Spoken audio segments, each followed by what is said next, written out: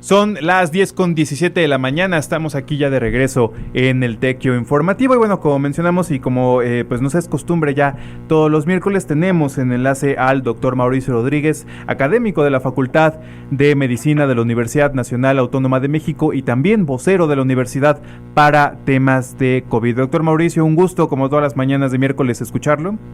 Hola Lalo, ¿cómo estás? Saludos a tu auditorio, muchas gracias por abrir la puerta. Muchísimas gracias a usted por tomar la llamada como cada semana. Y bueno, pues vamos a empezar entonces con la primera pregunta de este día.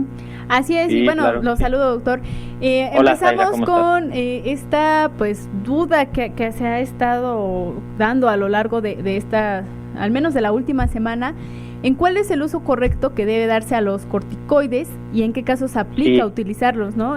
Recientemente pues supimos esto de la dexametasona, no recuerdo exactamente ahorita el nombre, pero bueno, pertenece, ¿no?, a los corticoides. Sí, justamente, qué bueno que lo dices y que lo pregunten, porque mira, no hay un tratamiento ni para el virus directo, ni para garantizar que el paciente le vaya bien. Entonces se han hecho muchos estudios en los que se han evaluado diferentes estrategias para tratar de resolver este asunto tan delicado, sobre todo en los pacientes que se complican, que van al hospital y en los que en el hospital todavía se ponen más graves, ¿no? Entonces, una de esas estrategias justamente es usar los medicamentos que son corticosteroides, ¿no?, que se llaman corticosteroides, que básicamente lo que hacen es que modifican la potencia de la respuesta inmune de las personas, ¿sí? O sea, les bajan las defensas, en pocas palabras. Entonces, cuando una persona está hospitalizada, su cuerpo empieza a desequilibrar, o sea, cuando empiezan a ponerse graves en el hospital, su cuerpo empieza a desequilibrarse y no controla bien la respuesta que están dando a la infección. Y entonces lo que hacen ahí con estos medicamentos es apagarles un poquito la respuesta para que no porque esa respuesta provoca daño, no es nada más una respuesta buena, esa respuesta provoca daño, y entonces pues lo que hacen es que la apagan un poco y la hacemos un poco una imagen que podríamos así como ilustrar sería cuando te pica un mosquito, te rascas y te rascas y te rascas, ¿no? Porque ahí hay un veneno que te puso el mosquito, su saliva, y entonces tu cuerpo está ahí diciendo, quítame esto de aquí. Entonces tú te rascas y te rascas y te rascas, y si te rascas mucho te vas a abrir la piel y se te va a hacer una infección porque te estás lastimando. Entonces pues te tomas una medicina o te pones una pomada que te apague ahí un poquito la comezón, y con eso disminuyes esa respuesta que tu mismo cuerpo está diciendo que hagas. Lo mismo acá, lo que encontraron con la dexametasona fue, en un estudio muy grande, muy de muchos lugares, encontraron que la dexametasona, que es un corticosteroide, ayuda un poco a los pacientes más graves. ¿Qué quiere decir ayuda un? ¿Sí? Van a estar hospitalizados un poquito menos o que se van a morir un poquito menos. No, esto es un escenario muy circunscrito, muy definido para los pacientes hospitalizados graves, ¿ok? No hay que pensar en que es algo que se pudiera usar para toda la gente o algo que se pudiera de pronto implementar de manera rutinaria en otros escenarios. Los que están en su casa no necesitan este medicamento. Los que están ¿dónde más te gusta? Los que están hospitalizados sin complicaciones ni nada, tampoco. El problema con estos medicamentos es que tienen efectos secundarios y que pueden provocar daños importantes en el cuerpo, entonces no hay que usarlos así nada más porque sí, ¿no? Entonces, es un medicamento, su uso es exclusivamente en pacientes muy graves hospitalizados.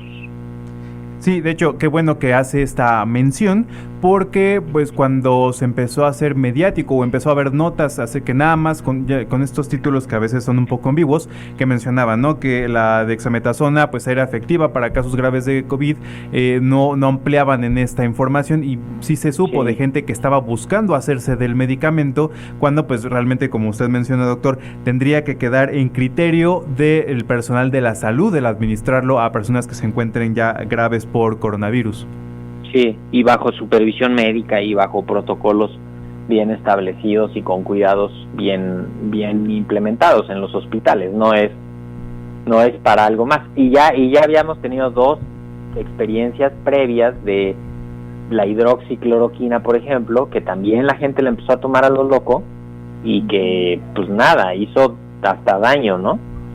Y ahora un poco también la ivermectina, que están diciendo que hay que usarla y no sé qué. La verdad es que para que pudiera quizás ser óptima, habría que tomar unas dosis muy altas que ya serían tóxicas. Entonces pues tampoco es de que sea una opción que ya esté, ¿no? Incluso el mismo Remdesivir, Lalo, fíjate que es un medicamento que ahorita, ayer y hoy ya estaban muy en las notas, porque como que ya dijeron cuánto va a costar en Estados Unidos y todo el mundo está asustado, y es el mismo fenómeno. Funciona en 1 de cada 8 pacientes para que esté 3 días menos en la terapia intensiva, ¿no? Para que se muera se salve 1 de cada 20 de los que se van muriendo, de los muy graves. Y es un medicamento súper carísimo, se administra por vía intravenosa, que solo se consigue por protocolos especiales de investigación y de uso especial. Entonces, de pronto también pensar en que ahí está ya la salvación, pues claro que no. Lo de la dexametasona decían que era un medicamento que es muy fácil de encontrar y que se produce en muchos países y tal, pero pues es para pacientes hospitalizados muy graves, y el beneficio es un beneficio, pues técnicamente decimos un beneficio marginal. O sea, tampoco es de que ya cambie la historia de esto, ¿no? Sí, entonces habría que tener mucho cuidado cuando veamos que los medios de comunicación hablen de medicamentos, ¿no? Porque puede que empiecen a publicar notas hablando de diferentes medicamentos. Eso no significa que estén hablando de medicamentos que le puedan servir a las personas en cuanto a cuestiones de prevención o los primeros escenarios, ¿no? Las primeras etapas de contagio. Así es, así es. Sí, y bueno, pues siguiendo con este tema, pues de lo que hay que tratar como de entrar a detalle, a veces que se menciona en medios o lo que se menciona en redes o lo que personas con cierto nivel de digamos, de poder de convocatoria hablan en estos foros, pues bueno, también ha habido pues como mucha demanda de ciertos sectores de la sociedad acerca de que las autoridades deberían realizar un mayor número de pruebas para confirmar contagios. En este caso, ¿cuál sería su opinión personal al respecto de esta demanda que hacen de que una de las fallas del sector salud es que no está haciendo más pruebas? Pues mira, las pruebas también es una información muy engañosa y genera una situación de desconfianza o incluso a veces como de desilusión o de decepción, ¿no? Las pruebas son unas pruebas, o sea, las pruebas para el diagnóstico del virus, para encontrar el virus en los pacientes, son las pruebas que necesitan insumos especiales y que se hacen en unos laboratorios más o menos especiales. Y más allá de la parte técnica, hay una parte que rodea el acto de tomar la prueba, que es que tiene que haber una indicación por una sospecha real de tomarla, y tiene que haber una interpretación del resultado y unas acciones en consecuencia, ¿sí?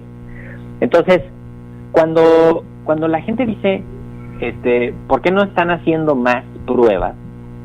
Lo que se ha argumentado es, se le están haciendo pruebas a las personas que tienen la enfermedad y que están acercándose a los servicios de salud y casi que más a los que están más enfermos.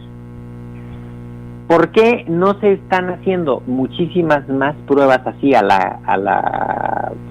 digamos que a todas horas en todos lados? porque no alcanzarían los recursos, ni técnicamente, ni logísticamente, ni económicamente, ni recursos humanos, ¿sí? O sea, te pongo un ejemplo. Ahorita tú estás en un programa con Zaira por un lado y están trabajando. Si mañana tú empiezas a estar enfermo, o es más, alguien en tu casa sale que está enfermo y que es positivo, inmediatamente tú vas a querer hacerte una prueba para ver si no está ahí el virus, ¿no? Y lo más probable es que si tú estás bien, te salga negativo. Y entonces Zaira va a decir, oye, pero es que el miércoles hicimos el programa y estuvimos juntos 2 horas, y entonces yo también me hago una, ¿sí? Y le va a salir negativa. Y luego una persona que convive con Zaira le va a decir, ¿sabes qué? Yo también, porque tú estuviste con una persona que estuvo con una persona, ¿sale? Y entonces ahí en ese ratito ya nos hicimos 5 pruebas, todas negativas, ¿sí? Y entonces ya decimos, bueno, ya.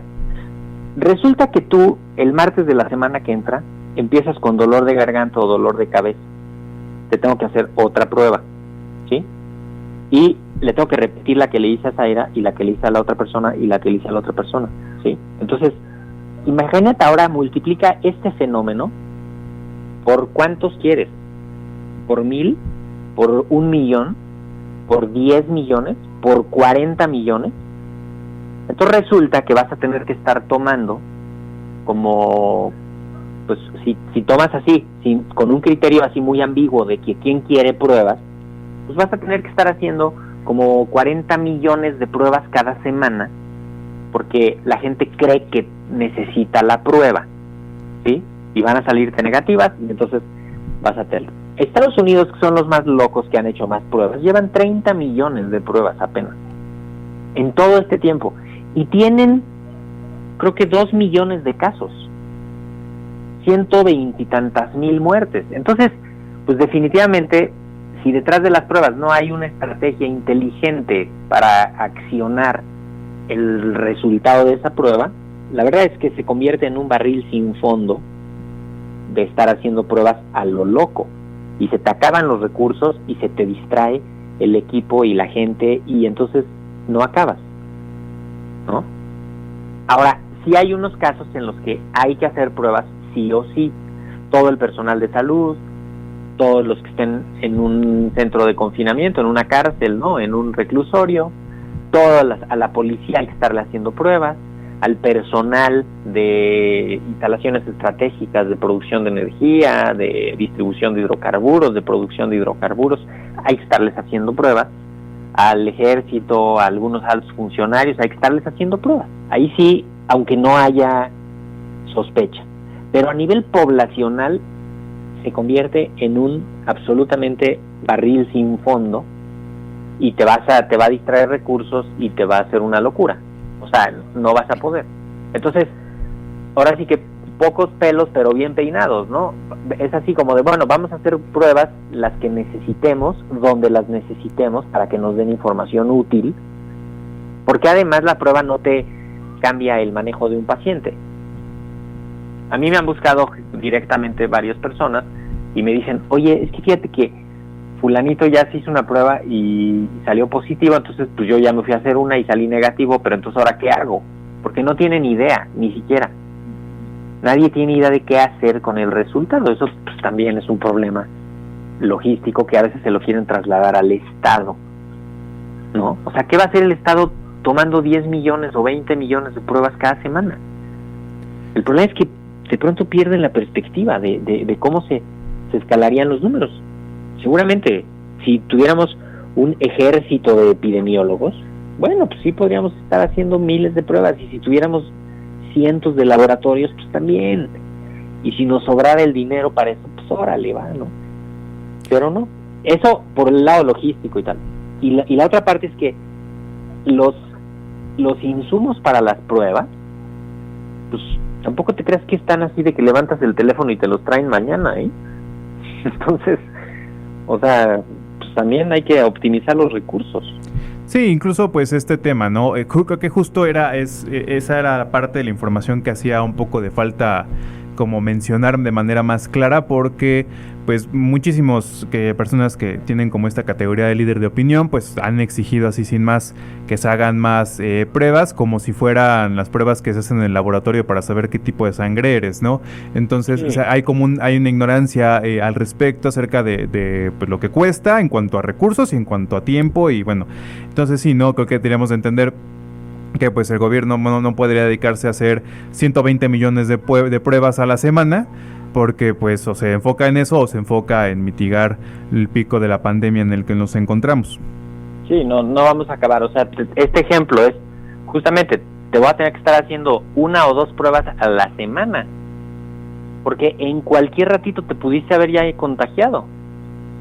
Porque tampoco es cierto que si de pronto hacemos 5 millones de pruebas, vamos a encontrar a todos los positivos y entonces los vamos a poder aislar y tal. Eso tampoco es cierto, porque muchísimas pruebas te van a salir negativas, porque el virus ni siquiera se alcanza a encontrar, pero ahí está. Y es cuestión de días para que la gente ya tenga cantidad suficiente para que lo detecte la prueba. Entonces, la verdad es que tampoco... O sea, no... Más bien es como decir, pues a ver, el gobierno está optimizando los recursos, está haciendo una estrategia. Es como si quisiéramos contar las gotas de lluvia que caen en una tormenta. De Estados Unidos es el ejemplo más claro. Ellos están haciendo pruebas a lo loco y tienen una epidemia fuera de control. Porque claramente el control no radica en las pruebas.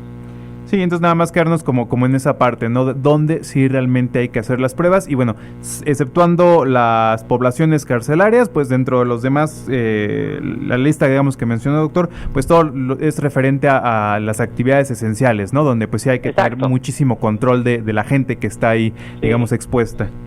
Ahora fíjate, y por tú, un ciudadano común y corriente, por andar buscando hacerte una prueba, vas a andar de un lado para otro, y si estás enfermo, vas a andar ahí contagiando a otras personas. Entonces lo mejor es, si tienes signos y síntomas de COVID, que ya sabemos cuáles son: dolor de cabeza, dolor de garganta, cansancio, tos, estornudos, fiebre. Si tienes eso, quédate en tu casa. Cuídate, en 3 días vas a estar mejor. Cuídate, controla tu fiebre, controla el problema, y ahí seguramente vas a estar mejor. Así y ya. Es. Y bueno, doctor, continuando con las preguntas, bueno, comentar un poquito el contexto en el que estamos ahorita en Tlaxcalancingo, que pues ya se empiezan a visibilizar más los casos de COVID aquí en la comunidad. En un principio, pues la gente también era un poco renuente a aceptar tanto que existía como que había casos, ¿no? Pero ahorita sí, definitivamente ya se sabe que hay casos, que familias, etcétera.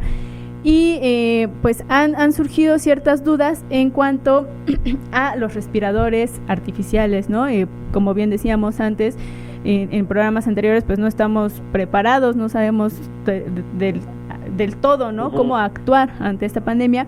Y hemos sabido de casos que hay familias que se intentan como preparar en cuanto a adquirir estos respiradores artificiales, y nosotros la gente ha mandado preguntas en las que quiere saber en qué casos se amerita el uso de respiradores artificiales, o sea, cuál es su uso, y pues si combaten los síntomas o solamente proporcionan ayuda adicional a la persona enferma.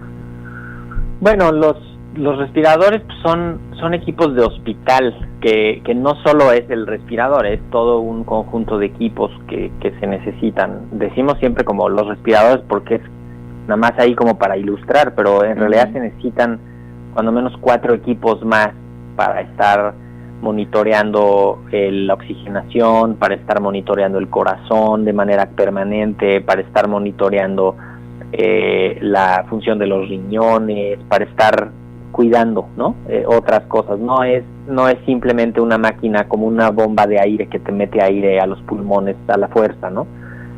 Los respiradores necesitan oxígeno, que es un oxígeno especial que se produce en condiciones de mucha limpieza, que es un oxígeno medicinal, se llama, que está purificado y que tiene varias cosas y que solo se vende y se distribuye en condiciones controladas.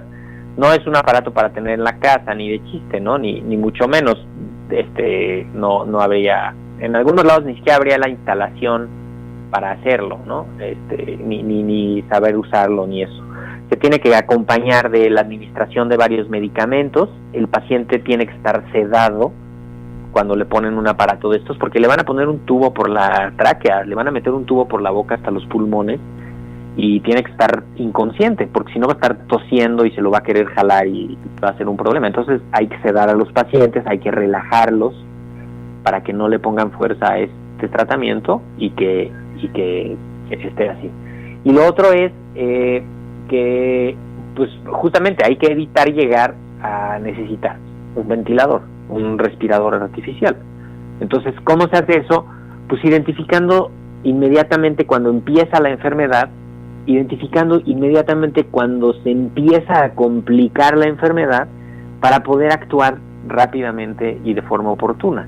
O sea, si una persona empieza con fiebre y de pronto al día siguiente dice, bueno, ahora sí ya voy a tomar algo, y empieza a tomar paracetamol y se le controla la fiebre, pero la fiebre luego sigue y no se controla bien, y entonces de pronto no se da cuenta y ya lleva 5 días con fiebre y ha empeorado y ya está deshidratado y ya está con pues, fatiga y así, porque ya lleva 5 o 7 días enfermo. Entonces pues ahí habría que ir a un hospital para que te ayuden a estar bien, no para que te intuben, o sea, no para que te den respiración artificial, sino para que te ayuden a rehidratarte, a controlar la fiebre, a ver si no tienes otra infección en algún otro lado, a vigilar que tus riñones estén funcionando bien, a vigilar que tu corazón esté funcionando bien, a que comas y descanses, a que no te preocupes por nada de eso, sino que ahí tú nada más tienes que cuidarte ahí en ese hospital. Y entonces, justamente eso te lo van a hacer en el hospital sin que sea la gravedad. Si te esperas a que estés muy grave o si se complica el paciente, pues sí hay que atenderlo también pronto en un hospital, en una zona de pacientes graves, ¿no? Ahora, en casa, pues simplemente vigilar que la evolución sea favorable, paracetamol, ibuprofeno, los medicamentos básicos, que coma bien, que esté rehidratado, que descanse, que tome mucha agua, que no coma comida chatarra ni cochinadas, ¿no? Que coman lo normal, un caldito de pollo con arroz, unas verduritas, carnita, unos taquitos, lo que sea, que no tome refresco, y que su cuerpo solito en 2 o en 3 días lo vaya recuperando, que pueda descansar, que no tenga que cuidar a nadie, que no tenga que salir a trabajar, y cuidarlo. En casa, el problema es que se pueden hacer epidemias, Aida. Y justo lo que van a empezar a ver ahorita ahí es que un enfermo adentro de una casa, porque todos le caigan a cuidarlo, va a enfermar a los otros y los más vulnerables se van a complicar y se van a morir. Entonces, si alguien tiene un enfermo en su casa, aíslelo. Póngalo en un cuartito, solito o solita, que no conviva ni con las mascotas, que esté ahí, que pase ahí un tiempo, que denle de comer, denle agua, ayúdenlo en sus necesidades, ayuden a los que él ayuda, ¿no? A veces justamente es pues que dicen, no, es que yo no puedo estar aquí porque tengo que ir a atender a mi mamá. Bueno, pues más bien que alguien más vaya a atender a tu mamá. O tengo que cuidar a mis hijos. Bueno, pues que alguien más cuide a tus hijos ahorita. Y que cortar ahí la transmisión adentro de la casa. Eso es fundamental. Claro. Eso tenemos que hacerlo ahorita más que nunca. Claro. Doctor, aquí, bueno, nos mandan también un mensaje en donde sí, pues dicen que algunas personas, mencionan que algunas personas aquí en Tlaxcalancingo han usado tanques de oxígeno, y se pueden preguntar cuáles son las diferencias entre los respiradores y los tanques, y si estos últimos son útiles. Los tanques, pues solo es el puro tanque, le abres la llave y sale el gas que tenga adentro. Si es gas para la estufa, pues prende. Si es gas oxígeno, pues se lo ponen a los enfermos. Algunos pacientes, sus pulmones están solamente un poco lastimados y es suficiente con que les pongas gas de este oxígeno medicinal con una manguerita que va directo a la nariz, y que con eso es suficiente para ayudarle a obtener el oxígeno que necesita. Eso es cuando los pacientes están pues un poco enfermos, o sea, un poco graves. Cuando empiezan a complicarse, a veces ya ni siquiera pueden respirar por sí solos. Y entonces ahí sí hay que meterles. El respirador es una bomba que te mete aire a presión a los pulmones, a la fuerza, porque tú no puedes respirar por ti solo. Entonces el paciente no puede respirar, pues le meto un tubo por la boca y hasta el pulmón, y le meto aire como si estuviera inflando una llanta. Y le pongo tantito aire y luego lo suelto. Y le meto otra vez aire a la fuerza y lo suelto. Y así con eso estoy como repitiendo la respiración del paciente. Si esto no se hace de manera controlada y bien, le puedo romper los pulmones, le puedo lastimar el cuerpo, le puedo hacer muchísimo daño. Porque tengo que estar justamente viendo en la sangre cómo está reaccionando y si está oxigenando bien y si está el asunto bien. Entonces, los tanques de oxígeno, así nada más que se ponen a veces en algunos enfermos para ayudarles a que adquieran un poquito del oxígeno que no están pudiendo agarrar del aire ambiental, pues sí, funciona y tiene sus indicaciones. Esto no se debe de usar si no es por indicación de un profesional de la salud, porque no vas a saber ni cómo. Si le pones mucho oxígeno, le puede hacer daño. Se va a marear, puede empezar a vomitar, se puede desmayar, porque le pusiste mucho oxígeno. Si le pones muy poquito, menos de lo que necesita, pues ni siquiera le vas a estar ayudando. Nomás va a estar desperdiciando. No, y aparte entonces, es muy importante, doctor, como lo que platicamos al inicio de la llamada con los corticoides, pues aprender a diferenciar entre estos elementos que se utilizan bajo el criterio del personal de la salud y estas cuestiones y estos otros pues cosas o materiales o medicamentos que no deberían tenerse en casa, porque bueno, pues no la persona que está en casa pues no va a estar capacitada para utilizarlo, puede poner en riesgo a la misma persona que está enferma. Y además, por ejemplo, en el caso de los respiradores, pues incluso, como menciona, ¿no? O sea, le decimos respiradores y a lo mejor se simplifica un poco la imagen que tenemos del respirador, pero pues es un equipo complejo e incluso pues este tipo de información ayudaría a evitar que alguna persona quisiera pensar hasta en el robo de material o de equipamiento de hospitales, ¿no? Pensando que es lo que va a necesitar la persona que tiene en casa y que está enferma. No, y que justamente el chiste también es evitar que lleguen a esa necesidad de esos equipos. Y sí se puede, o sea, por ejemplo, si alguien es diabético, obeso, hipertenso y empieza con fiebre y tos, llévenlo al hospital directo, ya no se esperen, llévenlo al hospital y digan, ¿saben qué? Yo soy diabético, hipertenso, obeso y empecé con tos y fiebre. Y ya. Y lo van a hospitalizar, le van a poner oxígeno poquito por la nariz, no pasa nada, le van a dar de comer bien, le van a controlar bien su azúcar, su presión, y la enfermedad COVID que ahí trae también se va a resolver mejor. Si lo dejan en su casa, se le va a retrasar la medicina de la diabetes, se le va a retrasar la medicina de la presión, se va a deshidratar por la fiebre, se le va a subir la presión por la deshidratación, no la van a poder controlar bien, se le van a dañar los riñones por la presión alta, que se atienda temprano, ¿no?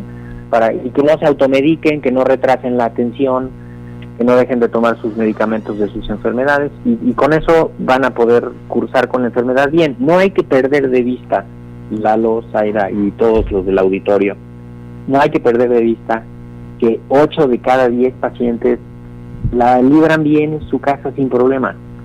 Y de los 2 que nos sobran, van a tener quizá que entrar a un hospital, o quizá uno no, pero uno sí, y de ese, si se cuida bien, no pasa nada. O sea, tampoco es de que ya se acabó el mundo, ¿no? O sea, no, hay que ayudarle a entender a la gente que si se atiende oportunamente y correctamente, pues que les va a ir bien.